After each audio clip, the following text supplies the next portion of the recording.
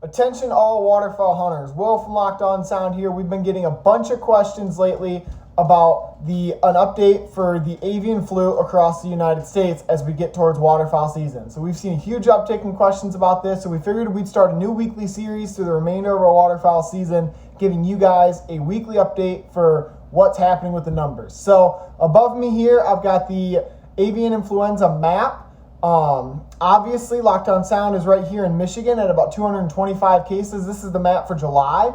Almost every state has seen an uptick in avian flu cases in the past month. So what we're looking at here is the wild birds, game birds, everything we care about, especially as hunters, for what these numbers are doing. So as you guys can see here, the biggest effects that we're seeing, you've got birds are starting to group up. So of course, their diseases are going to start to spread more. We saw the same thing last fall.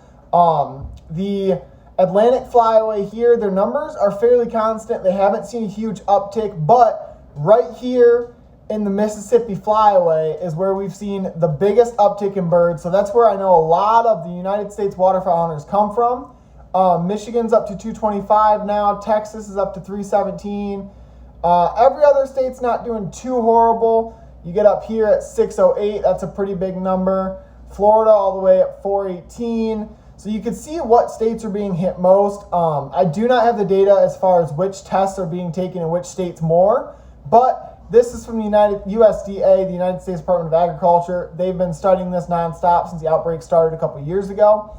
Your Pacific flyaway over here is seeing an uptick as well. The central flyaways remained fairly constant with a couple outlier states like right here. And that number, I believe, you can see my finger, that number right there, I believe, was under 100 last month. So we've seen the biggest uptick in the Mississippi flyaway and the Pacific flyaway. So as we get towards waterfowl season, Michigan starts here. Goose starts in 4 weeks, so we will start to keep a tighter track of these numbers and update you guys as much as we get the data.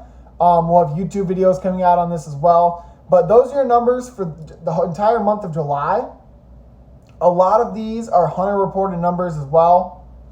So we'll definitely see an uptick in numbers once September and October rolls around, but that will be known because of an uptick in hunters. We're going to get more tests coming in and everything like that. So be sure you guys keep an eye on that. You know, obviously, if you're snow goose hunting reservation areas, don't take birds that are already half dead when you walk up to them on the pond, when you're jump shooting and everything like that. So let us know what kind of information breakdowns you guys want to see about the avian flu as it begins to grow in numbers as we get towards season. So thank you guys for watching.